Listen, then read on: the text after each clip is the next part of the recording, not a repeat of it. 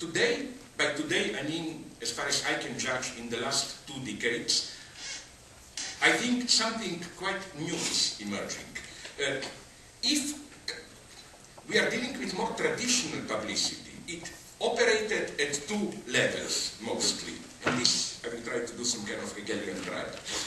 One level is an immediate reference to the properties of the object. They can be real or they fake, imagine, but nonetheless they pretend to be real. Like, let's say I want to buy a Land Rover, the publicity will try to convince me it really can.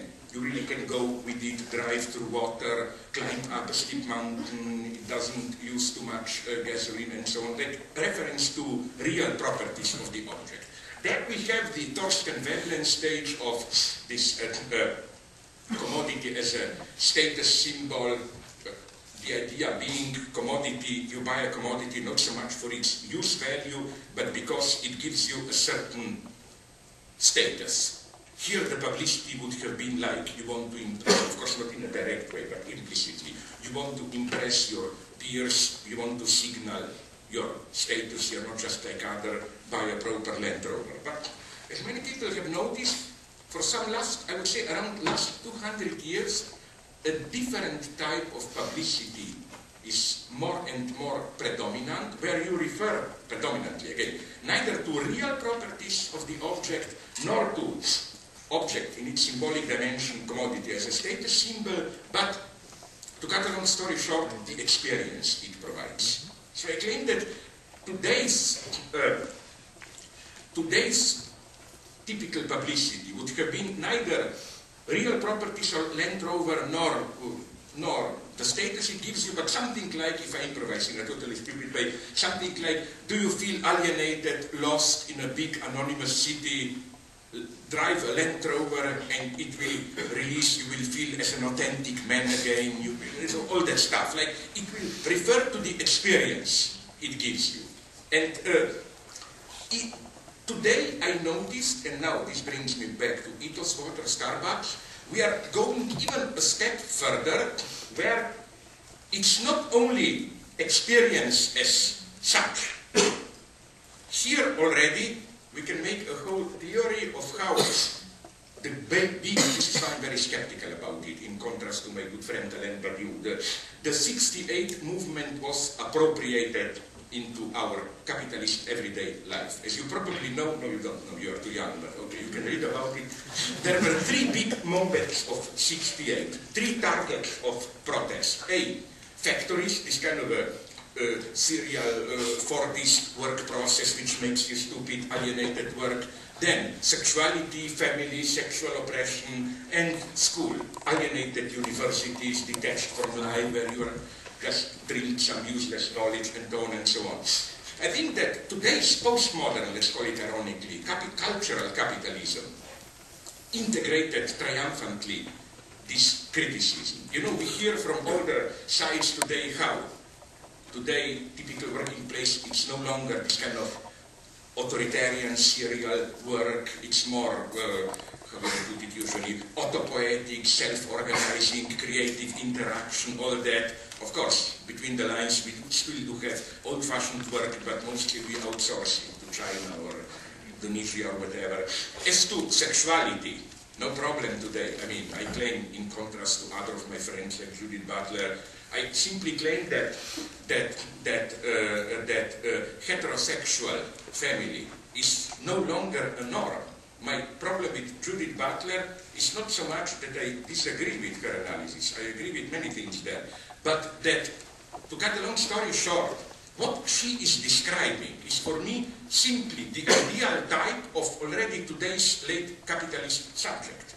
I claim that the way we are, how should I put it, the way we are addressed, the way we are interpellated by today's ideology is no longer some symbolic identity, be a patriot, be whatever. Basically, it's some kind of a slightly spiritually enlightened hedonism. It's be truly yourself, realize yourself, don't waste your life, be fully what you are. With all these Butlerian supplements, like no fixed identity, reconstruct yourself. So again, that's my problem with it. I don't see the critical edge. Now people tell me, but what about moral majority, new fundamentalism, anti-gay, and so on and so on. Of course, I agree, this is horrible. But I think, and one should emphasize this, that all this is basically a reaction. It's a reaction, and you know, it's very important when you observe a field to locate what is the truly structuring principle of the entire field. By structuring principle, I don't even mean necessarily a majority. I mean that principle to which provides the key for the totality, in the sense that all others are basically reactions to it. So while, of course, I'm always ready to make pact with liberals and so on, like if we have some stupid, openly racist or sexist phenomenon, okay, we combat it together. But I like also to ask the supplementary question about totality. Again, and for me, the structuring principle of totality is some kind of permissive hedonism today. Okay, so let's go back. So how then, in this late, let's call it ironically postmodern cultural capitalism, what's the trick of marketing? It is, and that's the triumph of capitalism for me, it is that the very, and to go to the end, sexuality and then university school. Now we see the result of that big 68 polemics against state universities. Frankly, I'm longing for them, because instead of big, good, old, alienated, disciplined universities, we are more and more getting, you are even pretty good here in the States, I must congratulate you without any irony. In Europe, the situation is much more catastrophic. We are now realizing so-called Bologna like Bologna, Italy.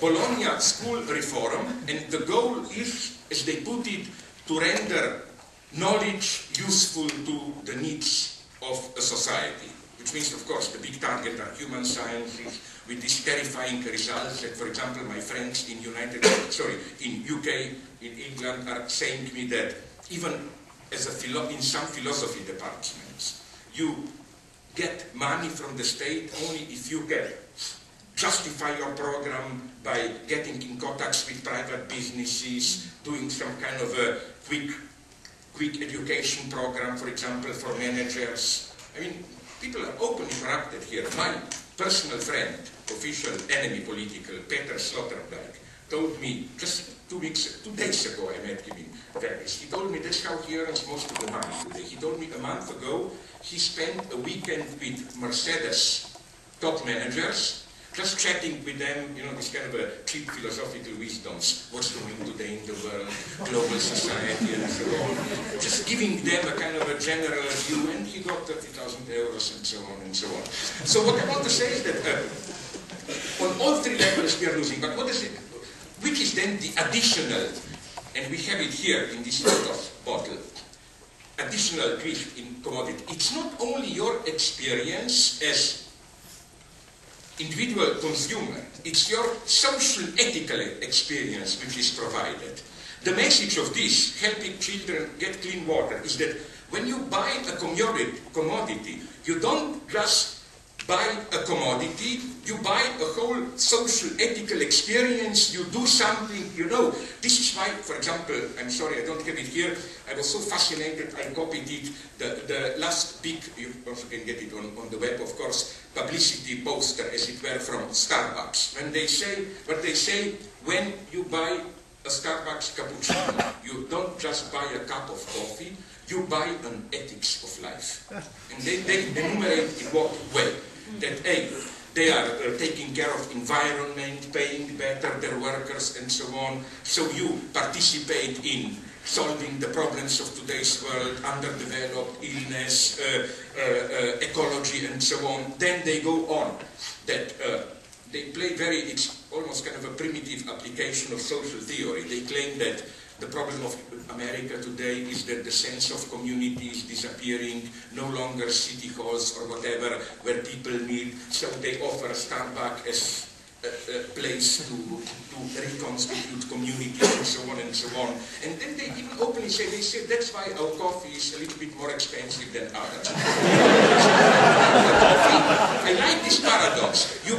into commodity, but at the same time, just by consuming commodity, you participate in social project, you do something for nature, you do something. The whole ideological, almost I would say what 20 years ago counted as leftist ideological experience, you get it. And let's not make fun just of